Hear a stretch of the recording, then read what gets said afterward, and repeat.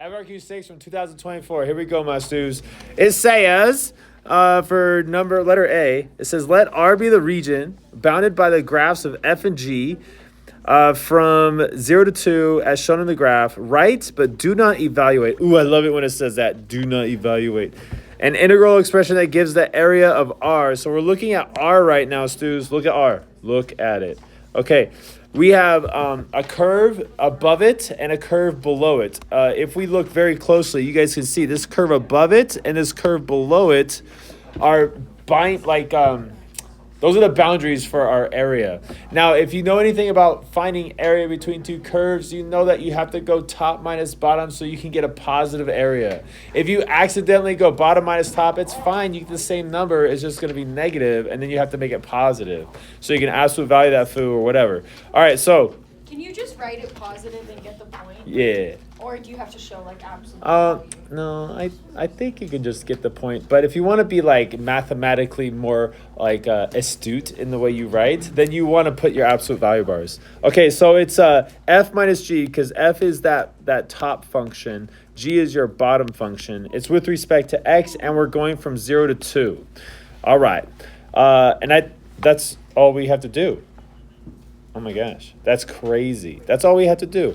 Now, because Desmos does it, I don't know if, some weirdo College Board graders are going to do it. Maybe we should put with respect to X in each of those, and then you're done. That's all you got to do. It just says set it up. That's it. Okay, next one. Letter B. It says, let S be the region bounded by the graph of G and the X-axis from 2 to 5, so from here to here. As shown in the graph, region S is the base of a solid. Okay, copy that. For this solid, at each x, the cross-section perpendicular to the x-axis is a rectangle with height equal to half its base in region S. Wow. We'll break that down here in a second. That's kind of wordy there. Then it says, find the volume of the solid, show the work that leads to your answer. So we have to actually find this one. We can't just say, here's our integral expression, we're done. Okay, now whenever you guys are finding a volume, what you're doing is you're summing the area formula for each of the cross sections. The cross sections in this scenario are rectangles. So I'm going to say the area of my rectangles. How do you find the area of a rectangle? Well, you go base times height, don't you? Yeah, you do. Okay, but what does it say? How does it describe our height? We have too many variables. We have a b and an h. Can't do that. It does describe our height, though. It says the height is equal to half its base. So instead of writing h, we can write b over 2 or 1/2 times b. But if I were to simplify this more, I would get 1/2 b squared. That is my area function for these rectangles. And so I got to sum all these guys up. So when I sum them all up, all I have to do is I put the area function inside the integrand with respect to dx, and I have to have my lower boundary and my upper boundary, which is given to us in our problem. It's 2 and 5, and then I have to integrate. Now, but stews, how come I cannot integrate this right now? That's right, because the integral is with respect to x, but we got a b in here. Oh, man, we got to get rid of this b. Okay, so what is the b? The b is the base of our rectangles, okay? It tells us that the cross-sections are perpendicular to the x-axis, so they would be facing this way. And then if you can actually see a three-dimensional shape on a two-dimensional surface, the rectangle would be coming off of the page like so. And yeah, that's a pretty bad picture. I'm not an artist. I can't do this. Okay, so hold on. It's coming off the page, and then yeah, that's our rectangle.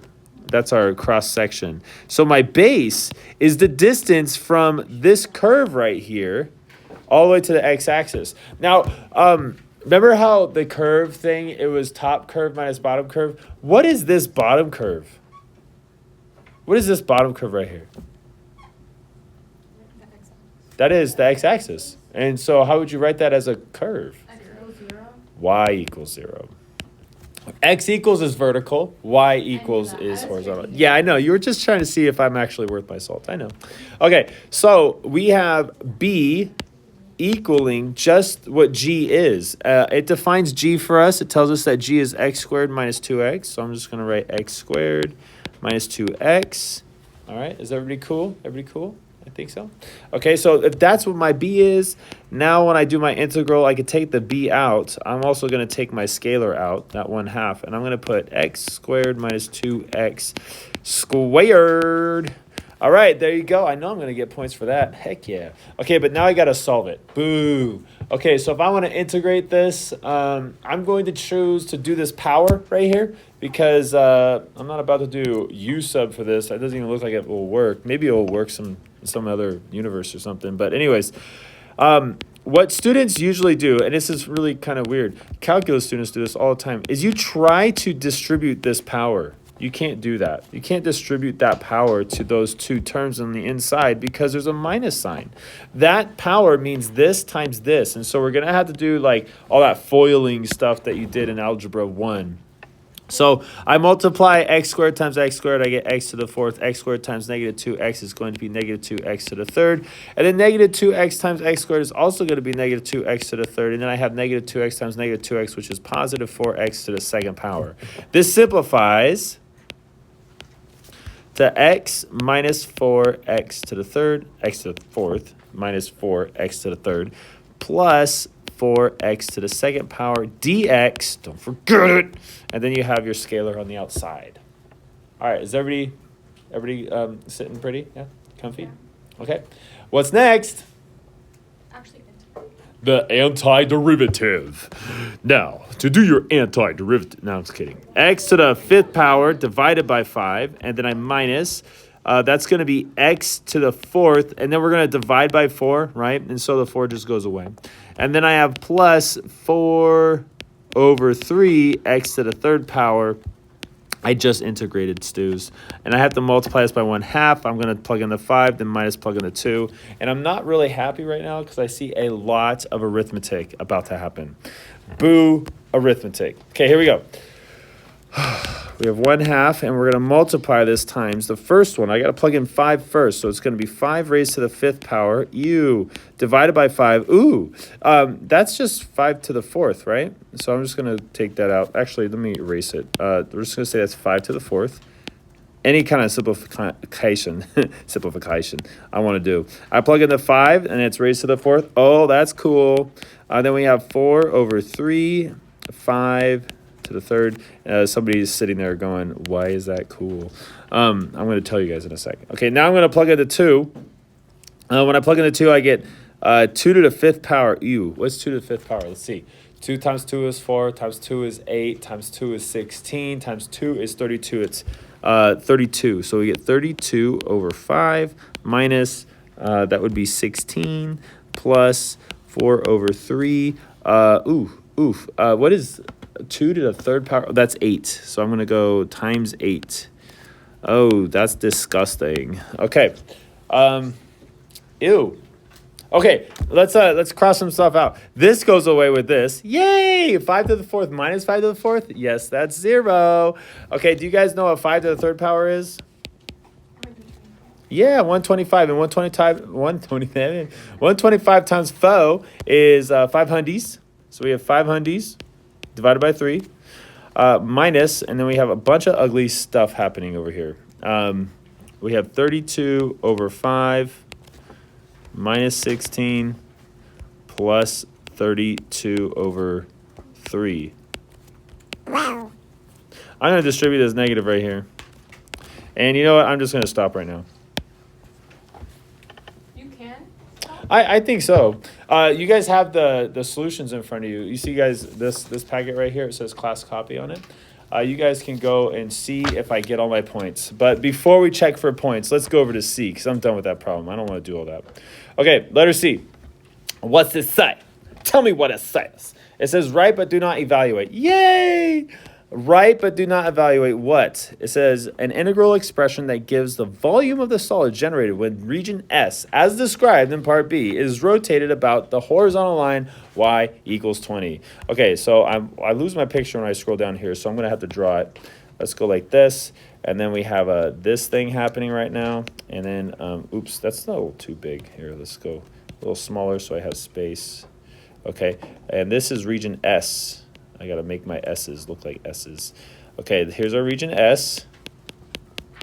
Okay, it is revolved around a horizontal line that's way the heck up here. It's y equals 20. And so we're revolving around this. I like drawing a little circle thing like that. Let's see, what happens? Okay, we're going from 2 to 5, right, as described earlier. Now I'm going to kind of take a shortcut here because I see that we have two curves involved in this rotation. We have this curve right here. It's the G curve. Oops. It's the G curve.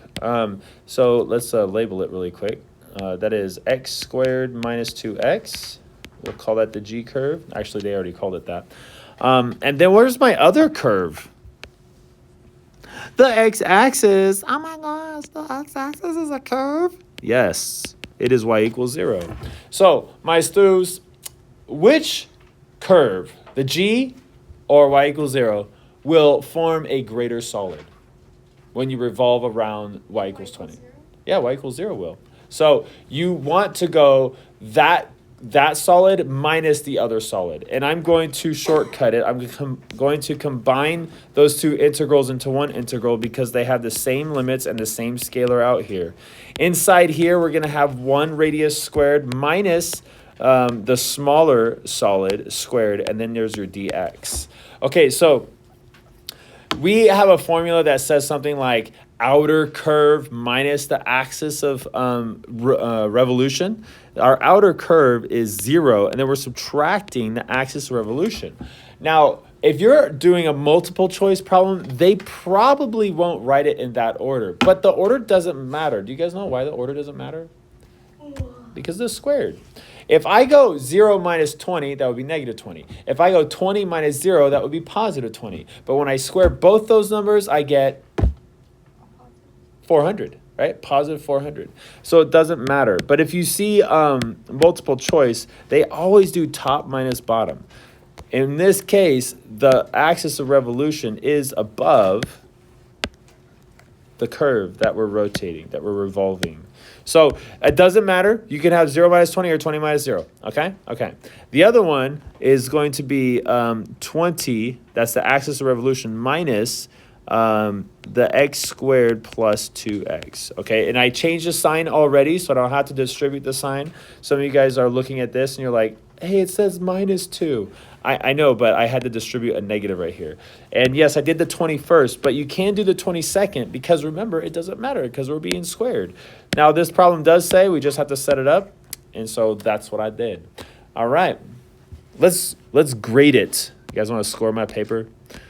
No, not really. Let's look at part A. Do I get points for part A? Let's see.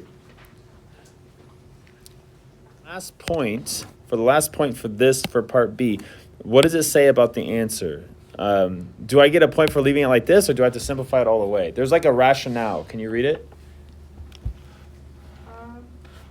Only the fourth point is earned only for a numeric answer equivalent to 1/2 times 500 over 3. Oh, so my answer just has to be equivalent to whatever that is. I think so. Okay, so I'm going to assume I did everything right, so I'm going to give myself a point. I'm not going to figure that out. Okay, then we have letter C. Our last, wait, how many points do we have left? 3 points? We have 3 points left? So I think, correct me if I'm wrong, I think I get 2 points for the integrand. I get a point for the 5 over 2, or 2 to 5. Am I right? Yeah. Yay, I win. And I want you guys to win too.